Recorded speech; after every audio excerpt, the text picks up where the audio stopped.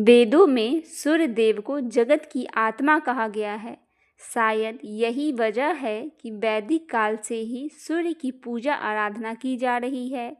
ज्योतिष शास्त्रों में सूर्य सभी ग्रहों के अधिपति है।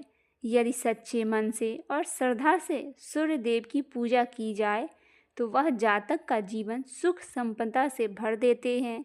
यही नहीं, हर जगह उसके प्रयासों को सफलता मिलती है, कभी भी निराशा नहीं होना पड़ता। इसीलिए कहा जाता है कि अगर केवल सूर्य देव की ही पूजा कर ली जाए तो जातक पर सभी ग्रह कृपा करने लगते हैं। तो आइए जानते हैं कैसे कर सकते हैं सूर्य देव की पूजा, और वह कौन सी कथा है जिसे पढ़ने से सूर्य देवता धनवान बना देते हैं। सूर्य देवता की जय हो। आज हम सुनेंगे इतवार व्रत या रविवार व्रत की कथा। बैसाख महीने में रविवार को सूर्य देव का व्रत रखने की परंपरा है। इस व्रत की कथा सुनने मात्र से भी शुभ फल की प्राप्ति होती है। रविवार का दिन सूर्य देव को समर्पित किया गया है।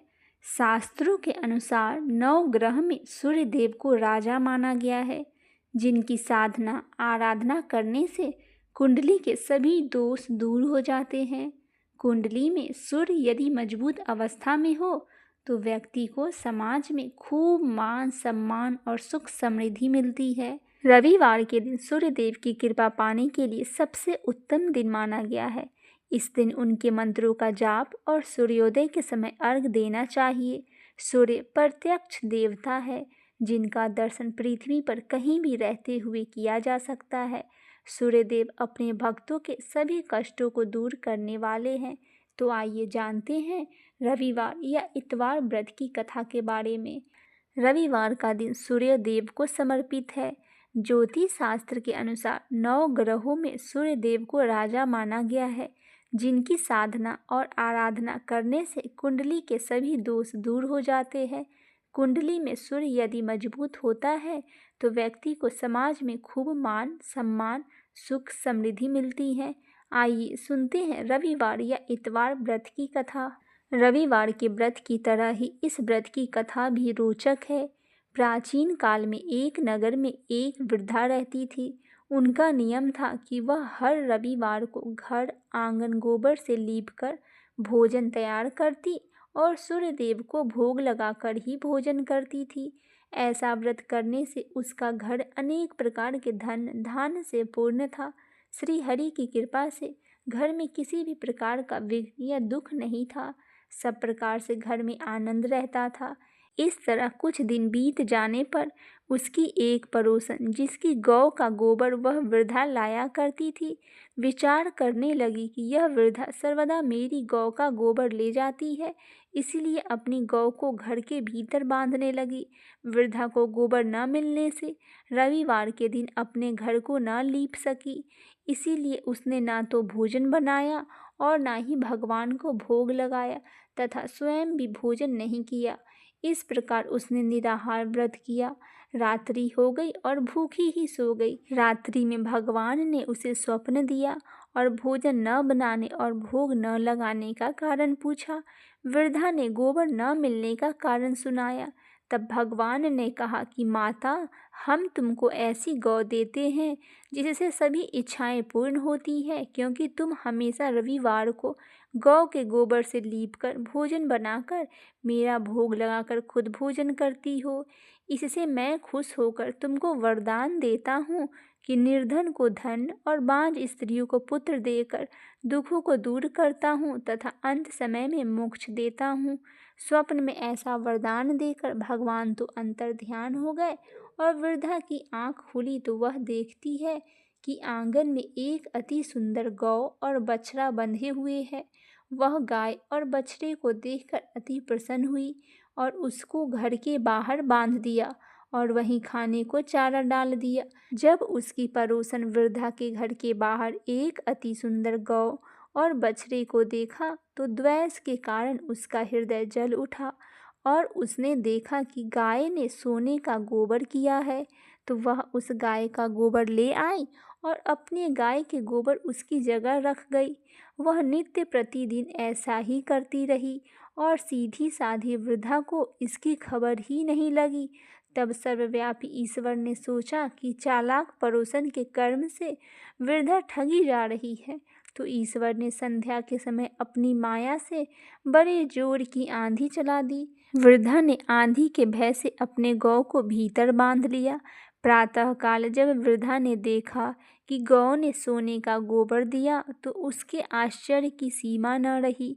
वह प्रतिदिन गौ को उस घर के भीतर ही बांधने लगी। उधर पड़ोसन ने देखा कि बुढ़िया गौ को घर के भीतर बांधने लगी और उसको सोने का गोबर उठाने का दांव नहीं चल रहा था, तो वह ईर्ष्या और डाह से जल उठी और कुछ उपाय न देख पड़ोसन ने उस देश के राजा को सभा में जाकर कहा, महाराज, मेरे पड़ोस में एक वृद्धा के पास ऐसी गऊ है जो आप जैसे राजाओं के ही योग्य है। वह नित्य सोने का गोबर देती है। आप उस सोने के प्रजा का पालन करिए।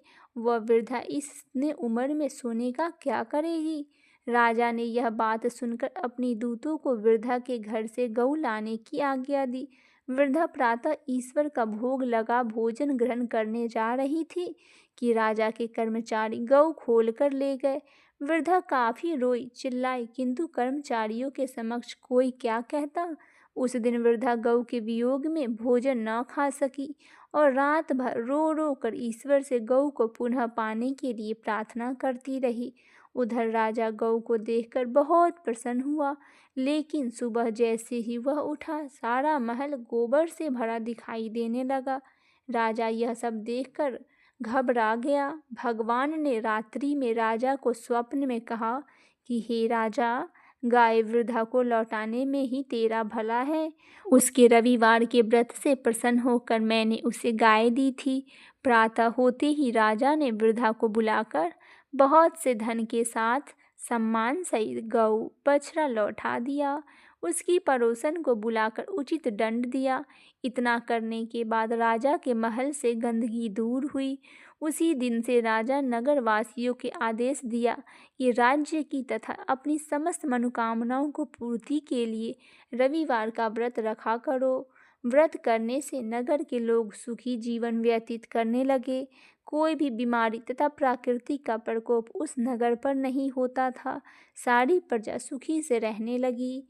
आइए अब जानते हैं रविवार व्रत पूजा करने की विधि। रविवार का व्रत कम से कम 12 व्रत अवश्य रखना चाहिए। हालांकि यदि संभव हो तो पूरे साल रखना चाहिए। सूर्य को जल देने के बाद भगवान सूर्य के बीज मंत्र की कम से कम 5 माला का जाप जरूर करें। इसके बाद रविवार व्रत की कथा पढ़ें। व्रत के दिन सुबह स्नान ध्यान करके लाल रंग के कपड़े पहने और उगते हुए सूर्य को अर्घ दे।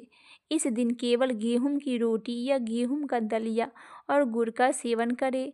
ऐसा करते हुए जब आपके व्रत का संकल्प पूरा हो जाए तो कम से कम 2 ब्राह्मणों को आदर के साथ भोजन करवाएं एवं अपने सामर्थ्य के अनुसार सूर्य से संबंधित दान और दक्षिणा दें।